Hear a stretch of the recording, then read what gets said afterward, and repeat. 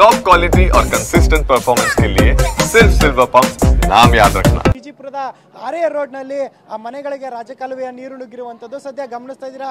ಇಡೀ ಏರಿಯಾದ ಸುಮಾರು 5-6ಕ್ಕೂ ಹೆಚ್ಚು ಮನೆಗಳಿಗೆ ಆ ರಾಜಕಾಲುವೆಯ ನೀರು ನುಗ್ಗಿರುವಂಥದ್ದು. ಈಗ ನಿವಾಸಿಗಳು ಕಂಗಾಲಾಗ್ಬಿಟ್ಟಿದ್ದಾರೆ. ಜೊತೆಗೆ ಮನೆಯಲ್ಲಿದ್ದಂತಹ ಅಗತ್ಯ ವಸ್ತುಗಳು ಹಾಗೆ ಪೀಠೋಪಕರಣಗಳೆಲ್ಲ ಕೂಡ ಸಂಪೂರ್ಣವಾಗಿ ಜಲಾವೃತ ಆಗಿದೆ. ಈಗ ಮೋಟರ್ಗಳ ಮೂಲಕ ಬಕೆಟ್ಗಳ ಮೂಲಕ ಮನೆಗೆ ತುಂಬಿರುವಂಥ ರಾಜಕಾಲುವೆ ನೀರನ್ನು ಹೊರಹಾಕುವ ಕೆಲಸವನ್ನು ಕೂಡ ಇಲ್ಲಿಯ ಸ್ಥಳೀಯರು ಮಾಡ್ತಾ ಇದ್ದಾರೆ. ಈಗ ಸಾಕಷ್ಟು ಮನೆಗಳಿಗೆ ಎಷ್ಟು ಅಂದರೆ ಕಾಲಿಡೋಕ್ಕೂ ಆಗದ ರೀತಿಯಲ್ಲಿ ನೀರು ತುಂಬಿರುವಂಥದ್ದು. ಇನ್ನು ಮನೆಯಲ್ಲಿದ್ದಂಥ ಎಲ್ಲ ವಸ್ತುಗಳು ಕಂಪ್ಲೀಟ್ ಆಗಿ ಚೆಲ್ಲಾಪಿಲ್ಲಿಯಾಗಿದೆ. ಫ್ರಿಜ್, ವಾಷಿಂಗ್ ಮಿಷಿನ್, ಟಿವಿ ಸೇರಿದಂತೆ ಎಲ್ಲ ಉಪಕರಣಗಳು ಕೂಡ ಹಾನಿಯಾಗಿರುವಂಥದ್ದು. ಜೊತೆಗೆ ಕರೆಂಟ್ ಶಾಕ್ ಹೊಡೆಯುವಂಥ ಆತಂಕ ಕೂಡ ಇಲ್ಲಿ ಎದುರಾಗಿರುವಂಥದ್ದು. ಯಾಕಂದರೆ ಏಕಾಏಕಿ ಮನೆಗಳಿಗೆ ನೀರು ನುಗ್ಗಿದಂಥ ಸಂದರ್ಭದಲ್ಲಿ ಆ ಒಂದು ಕರೆಂಟ್ ಶಾಕ್ ಕೂಡ ಆಗ್ತಾ ಇತ್ತು. ಜೊತೆಗೆ ಚಿಕ್ಕ ಚಿಕ್ಕ ಮಕ್ಕಳುಗಳು ಕೂಡ ಮನೆಯಲ್ಲಿ ಇದ್ರು. ಈ ಒಂದು ಸಂದರ್ಭದಲ್ಲೇ ಮಳೆಯ ನೀರು ದಿಢೀರಂತ ನುಗ್ಗಿರುವಂಥದ್ದು. ಇನ್ನು ಸಂಪಿರ್ಬೋದು, ಮನೆಯ ಮುಂಭಾಗದಲ್ಲಿದ್ದಂಥ ಕಾಂಪೌಂಡ್ ಇರ್ಬೋದು, ಎಲ್ಲ ಕಡೆ ಕೂಡ ರಾಜಕಾಲುವೆಯ ನೀರು ನುಗ್ಗಿದೆ. ಇದರಿಂದ ರಾತ್ರಿ ಇಡೀ ಜಾಗರಣೆಯನ್ನ ಮಾಡಿರುವಂಥದ್ದು. ನಮ್ಮ ಜೊತೆ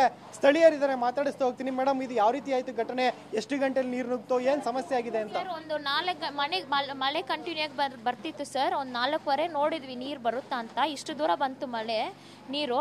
ಆಮೇಲೆ ಒಂದು 5 ಗಂಟೆಗೆ ನೋಡಿದ್ರೆ ಮನೆ ಫುಲ್ ನೀರು ತುಂಬಿಸುತ್ತೆ ಸರ್. BBMP ಕಾಲ್ ಮಾಡಿದ್ರೆ ಎಲ್ರಿಗೂ ಕಾಲ್ ಮಾಡಿ ಯಾರು ಟೈಮ್ ಬಂದಿಲ್ಲ ಸರ್. ನಾನು ನನ್ನ ಮಗಳು ನಮ್ಮ ಅಮ್ಮ, ನಮ್ಮ ಮಗ 8 ವರ್ಷ ಮಗ ಇದ್ವಿ ಸರ್. ಒಂದು 5 ನಿಮಿಷ ನಾವು ಹೊರಗಡೆ ಬಂದಿಲ್ಲ ಅಂದರೆ ಶಾಕಲ್ಲಿ ನಾವು 4 ಜನ ಹೋಗ್ತಿದ್ವಿ ಸರ್. ಈ ಥರ ಆಗಿರೋದು ಘಟನೆ ಇದು ಫಸ್ಟ್ ಟೈಮ್ ನಮ್ಗೆ ಆಗ್ತಿರೋದು ಸರ್. ನಮ್ಮ ಕಡೆ ಗೌರ್ಮೆಂಟ್ ಕಡೆಯಿಂದ ಏನಾದರೂ ನಮಗೆ ಸಹಾಯ ಬೇಕು ಸರ್. ಮನೇಲಿರೋದು ಎಲ್ಲನೂ ಹೋಯ್ತು ಸರ್ ನಮ್ದು. ಇವಾಗ ಏನೂ ಇಲ್ಲ ಸರ್, ಏನೂ ಇಲ್ಲ ಸರ್. ನಮ್ಮ ಅಕ್ಕ ಸರ್, ನಮ್ಮ ತಾಯಿ, ನಮ್ಮ ಮಗಳು ಸರ್, ನಮ್ಮ 8 ವರ್ಷ ಮಗ ಫುಲ್ ಭಯ ಬಿದ್ದು ಇವಾಗ ಹಾಸ್ಪಿಟಲ್ಗೆ ಕರ್ಕೊಂಡು ಹೋಗಿದ್ದಾರೆ ಸರ್. ಮೇಡಮ್, ಈಗ ಮಳೆ ಬಂದಿದೆ, ಮನೆಯಲ್ಲಿರೋ ವಸ್ತುಗಳೆಲ್ಲ ಕೊಚ್ಚೋಗಿದೆ, ಅಧಿಕಾರಿಗಳು ರೆಸ್ಪಾಂಡ್ ಮಾಡ್ತಾ ಇಲ್ಲ. ಯಾಕಂದ್ರೆ ಒಂದ್ ಕಡೆ ಬ್ರ್ಯಾಂಡ್ ಬೆಂಗಳೂರು ಅಂತ ಹೇಳ್ತಾರೆ, ಮತ್ತೊಂದ್ ಕಡೆ ಎಲ್ಲ ರೆಡಿ ಮಾಡಿದೀವಿ ಅಂತಾರೆ. ಜಸ್ಟ್ ಬಾಯ್ ಮಾತು. ಇವಾಗ ನಾವು ಬಡವ್ರು ಏನ್ ಮಾಡ್ಲಿ?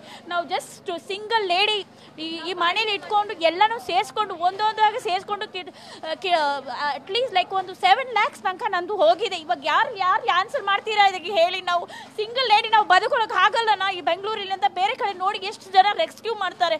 5:30 ಮಾರ್ನಿಂಗ್ ಏನು ಮಾಡೋಕ್ಕಾಗಲ್ಲ. ಈ ಮಗು ನೀರಲ್ಲಿ ಹಂಗೆ ಬೆತ್ಕೊಂಡಿದೆ. ಓಡ್ ಬಂದ್ವಿ, ಫುಲ್ ಸುನಾಮಿ ಥರ ನೀರು ಬರ್ತಾ ಇದೆ. ನಾವೆಲ್ಲ ರೆಸ್ಕ್ಯೂ ಮಾಡಿ ನಾವು 3 ಜನ ಲೇಡೀಸ್ ನಾವು ರೆಸ್ಕ್ಯೂ ಮಾಡಿಕೊಂಡು ಆಚೆ ಬಂದ್ರಿ. ಆದರೆ ಇವಾಗ ಮನೆ ವಸ್ತು ಹೋದ್ರೆ, ಆದರೆ ನಂದು ನಮ್ಮ 4 ಜನ 2 ಮಕ್ಕಳು ಹೋಗಿದ್ರೆ ನೀವೇನು ಈ ಗೌರ್ಮೆಂಟ್ ಏನು ಮಾಡ್ತಾ ಇದ್ವಿ?